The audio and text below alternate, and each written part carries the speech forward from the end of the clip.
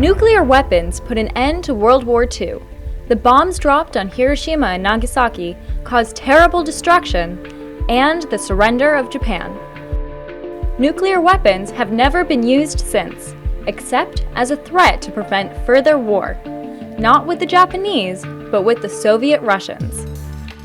One of those threats was here in the Arizona desert. It's now a fascinating museum. The site was built because it was in the 1960s during the Cold War, where we were sort of at war with the former Soviet Union. So when the Soviets aimed their nuclear missiles at the United States, we aimed missiles back at them, missiles called ICBMs.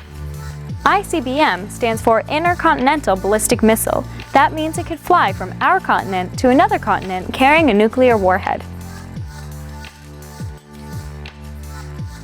One kind of ICBM was the Titan II.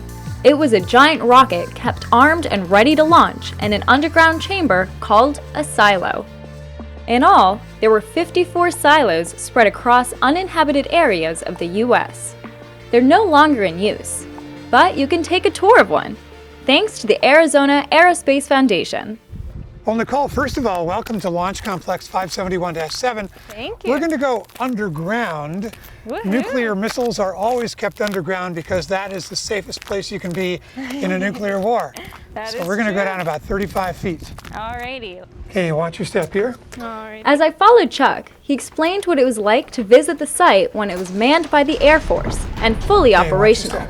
Visitors didn't just drop by.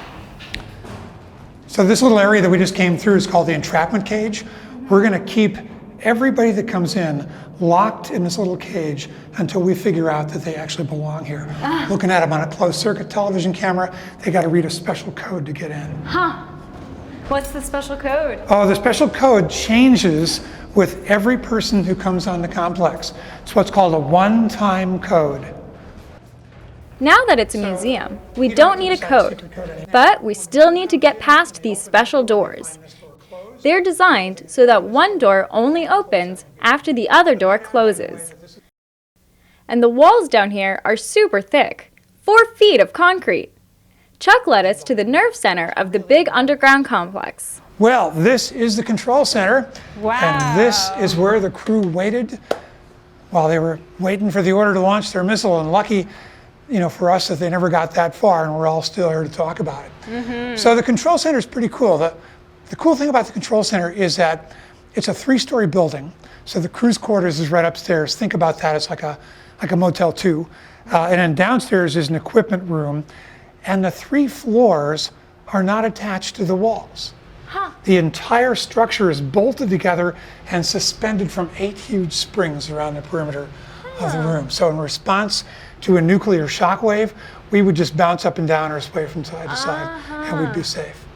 So really what all of this equipment is, all of this is just designed to keep the missile in a constant state of readiness and to let us launch it if we get the legitimate order to do that. Wow. When we return, I get to experience what it meant to be responsible for launching a Titan II nuclear missile.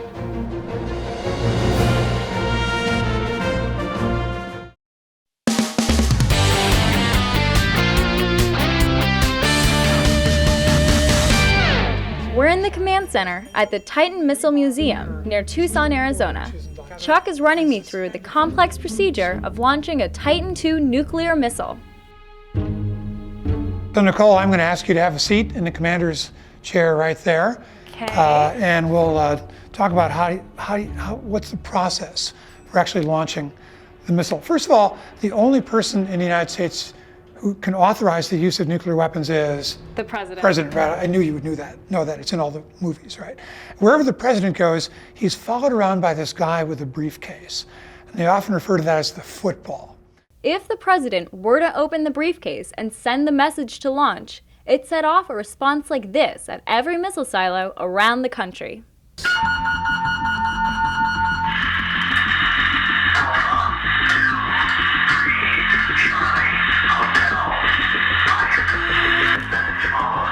So you and I are going to grab our decoder books and start writing down the message in these notebooks. We're going to write every letter and number that we hear down in the spaces provided.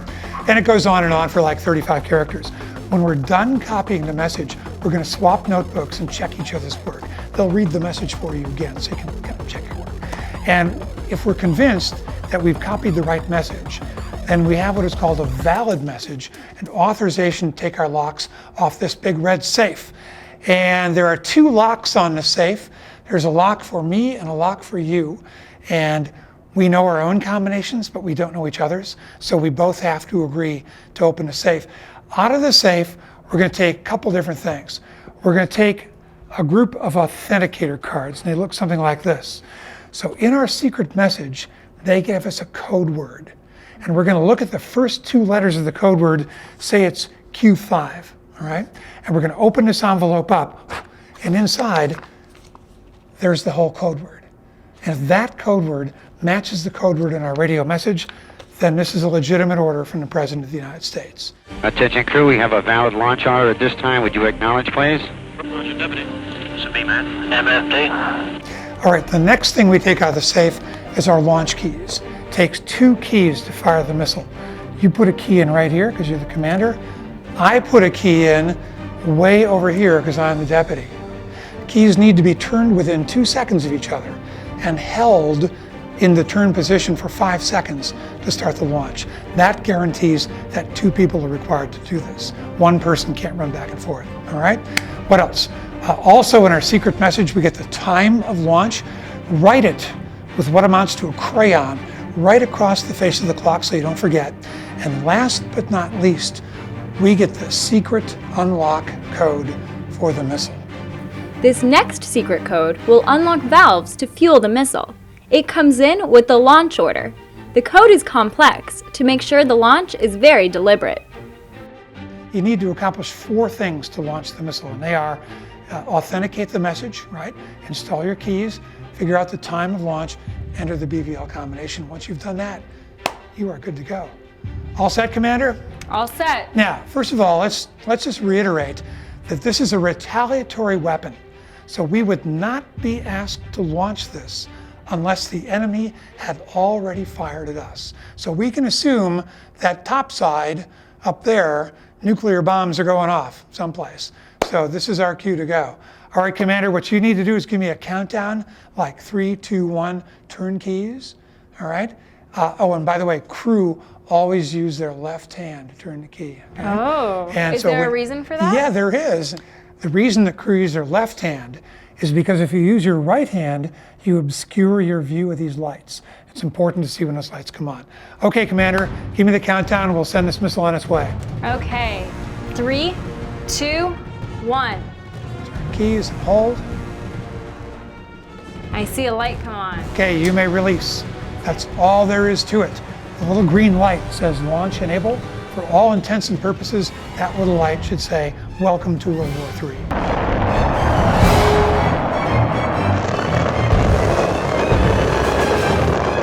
It's comforting to point out that these missiles were only launched in drills like this one. Red alert, red alert, red alert. Have a comm check, please. GEO, loud and clear. Roger. Initiate terminal count order has been received. Powerhouse, start locks only. Launch exercise checklist, please. Oh, and one more thing. The museum wants everyone to know the missile here is no longer armed and dangerous. This is the top of the silo. The structure right behind me is the silo door. Rides back and forth on railroad tracks like this, weighs 760 tons, can be fully opened in 20 seconds. The missile is right under that glass window. We put a glass window on there to satisfy the Soviets so they could look down there with spy satellites and figure out that it's not an active missile. In time of war, this is where the missile would come out and begin its flight. We'll continue our tour of this incredible museum when Teen Kids News returns.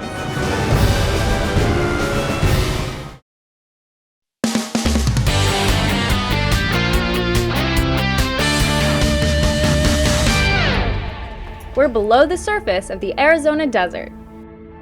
Today, this is the Titan Missile National Historic Landmark, a museum. But for many years, this missile site was on constant alert. Just sitting in the commander's chair gives you the feeling of the tremendous responsibility these officers had. Yvonne Morris used to sit in it, for real. I spent 4 years in this chair from 1980 to 1984 because I was a Titan II missile combat crew commander who was stationed at this site during that time. Now she helps run the museum, but back in the day, she was in the hot seat. I was in charge of the crew that would have launched the missile that was based here if we had been ordered to do so. How did it help keep us safe from attack? Well, the Titan II system, its job was peace through deterrence. That meant that we were supposed to show the former Soviet Union that if they ever launched their missiles against us, that we would launch Titan II missiles, among others, against them, and that we would retaliate with such force that they would not be able to survive it. And that's called mutual assured destruction. Mutual assured destruction. It's mad, all right. And the memory of that tense time is the reason this museum exists.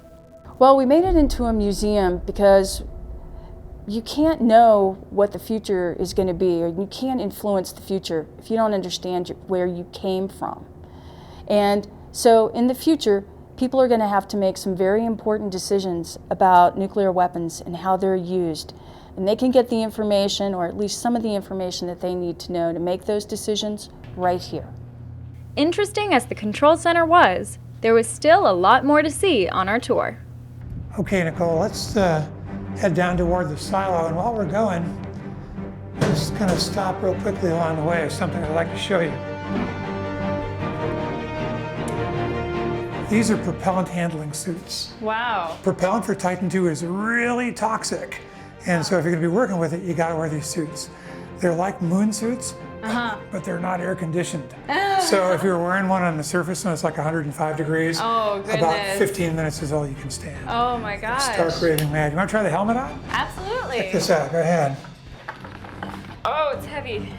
Yeah, the whole suit, everything, oxygen, everything, weighs almost 50 pounds. To get to the silo, we need to walk through this large tunnel. It's called the cableway. The cableway is fully shock isolated. These are springs on both sides. And the reason is it's carrying electric power cables from the silo. It's carrying missile telemetry cables over here. And it's carrying piping to the control center on this side. So the whole thing is shock resistant? That's right. If we got a hit, it'd all stay together. But it never got tested. It never got tested. That's a good thing. All right, Nicole, we're going to go where we never take visitors. Ooh. Right this way. Wow. So here it is. This is the missile, huh? This is the missile. This is Titan II.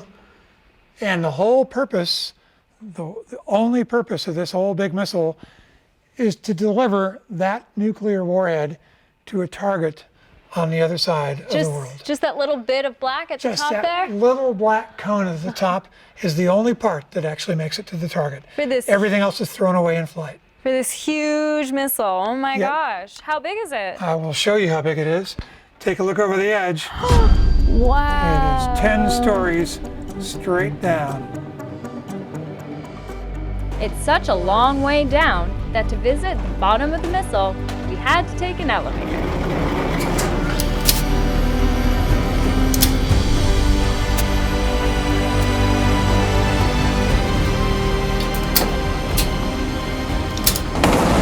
Alrighty. This is so cool. You'll love this. Wow. Look up. Oh my goodness. Is that something? Whoa. Fortunately, America has never had to fire a nuclear missile in wartime, and hopefully never will. For Teen Kids News, I'm Nicole.